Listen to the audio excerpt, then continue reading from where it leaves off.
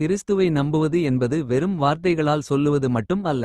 அது வாழ்க்கையை மாற்றிக்கொள்ளும் ஒரு தீர்மானம். பல நேரங்களில் மதுபானம், புகைப்பிடித்தல், தவறான பழக்கங்கள், தீய நட்புகள் போன்ற வியசனங்கள் மனிதனை கட்டிப்போட்டு விடுகின்றன. அவை உடலையும் மட்டுமல்ல, ஆத்துமாவையும் பலவீனப்படுத்துகின்றன. ஆனால் இயேசு கிறிஸ்துவை நம்புகிறவருக்கு ஒரு புதிய தைரியம் வருகிறது. பாவத்தை விடும் தைரியம், வியசனங்களை விடும் தைரியம், புதிய வாழ்க்கையை ஆரம்பிக்கும் தைரியம்.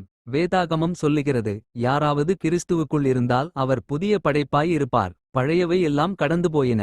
2 கொரிந்தியர் நம்முடைய சக்தியால் சில வியசனங்களை விடுவது கடினமாக இருக்கலாம். ஆனால் இயேசு உதவி செய்தால் அது சாத்தியமற்றது அல்ல. அவர் நமக்கு பலம் கொடுக்கிறார், மனதை மாற்றுகிறார், புதிய பாதையில் நடத்துகிறார். இன்று இயேசு உங்களிடம் சொல்லுகிறார், என்னிடத்தில் வா, உன்னை கட்டிப்போட்ட எல்லா பழக்கங்களிலிருந்தும் நான் உன்னை விடுவிப்பேன். ஆகையால் உண்மையாக கிறிஸ்துவை நம்ப விரும்பினால் ஒரு முடிவு எடுக்க வேண்டும். வியசனங்களை விட்டு பரிசுத்தமான புதிய வாழ்க்கையை தொடங்க வேண்டும். அப்போது தேவனுடைய ஆசீர்வாதமும் சமாதானமும் சந்தோஷமும் உங்கள் வாழ்க்கையில் நிறைந்து வரும்.